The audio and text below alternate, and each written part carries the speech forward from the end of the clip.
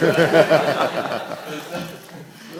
it's like, it's, what it is, I mean, I think that, you're working with people, and it's like, it's like clocking into work, basically, but you're not necessarily kind of socialising with the people you're working with. I mean, I go back home and I've still got all my friends and my family back in Edinburgh. I've still got a place in Edinburgh that I spend quite a bit of time there, and my kind of friends in London aren't sort of sort of media kind of people, and you just live in your own kind of.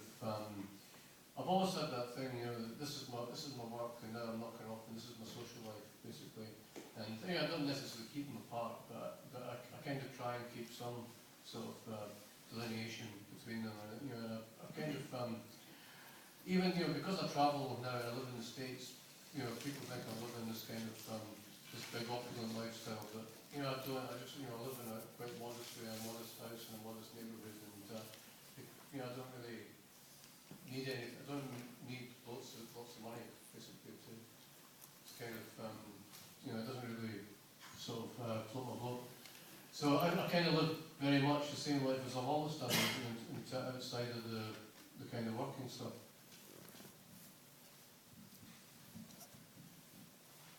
So just one last question for Irvine. How much of you, your friends, your family, your background is in your books? How autobiographical is it? How autobiographical the books? It's kind of hard to be sort of objective about yourself and your own life in that way, and so much writing is subconscious.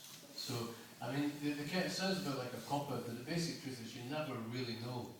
Sometimes you can think that this is purely come out of my imagination, and then somebody will say to you, "No, I remember the time when this happened," and you go, "Fuck, yeah."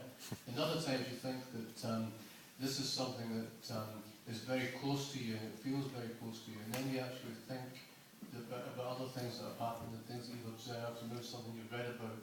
So it's such a kind of complicated soup of what you've experienced, what you've seen other people experience, what you've kind of read, heard, what you've kind of listened to, and you don't actually know, to try and extract kind of biographical parts of it, and to try and say that this isn't biographical. It's just, it's kind of strange because I just don't think the writing process works that way. I think that's why you kind of when you get writers talking to journalists, it's a total kind of mismatch, because the journalist is always, that's why I'm not a great journalist. I've done journalism for years, but the journalist always wants to know what the story is. It's always like it's an investigative thing. Journalists are a bit like cops. They want to know what happened, why, when, how, and all that. The writer is just more flaky than that. We just work in this sort of way that we're not really interested in what happened. We're more interested. It's not what happened. We're not asking what happened. We're asking what if. We know that this happened, and it's quite mundane to us. But what if this happened instead? So it's always everything is always filtered through that kind of question. So it makes it very, very hard to discern something. Obviously, some parts of a book I can read and I can go, "Fuck, what was I doing writing that?" I felt kind of disclosed quite painfully about myself. Other parts of it, they feel made up. Basically, they feel kind of, they feel artificial, crafted, kind of, created. So very, very hard to say, and you never really know.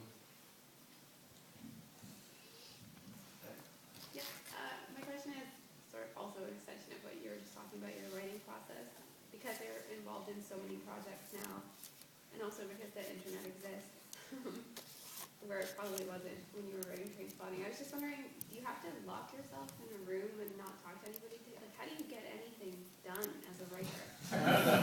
I don't know. It's like I said to my wife the other day, like, can you have a look at this? I've drafted a new novel. Can you have a look at it? Just have a read of it from me. She goes, "Where the fuck did that come from?" I never see you write. How the fuck does all this happen? And it's kind of like, I go, well, I do, right? You know, I do. You know.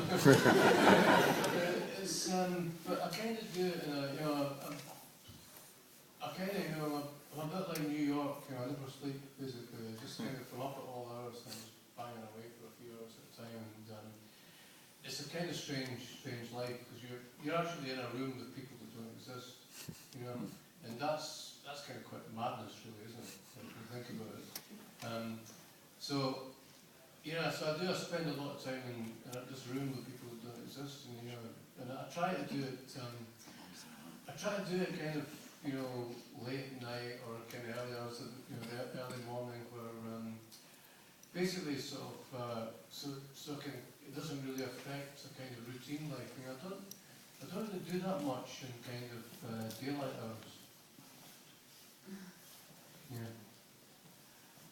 One day I'll get some kipping in it. Yeah, I was just wondering, in school they really prepare us to not be in a director's seat or, you know, in a fortunate position as a filmmaker in such a short period of time, you know, within 10 years, whatever, graduating. I was just wondering, sorry if I missed this earlier, but if you could sort of elaborate on your start into film, like you're starting out in the industry, and just sort of how you got to be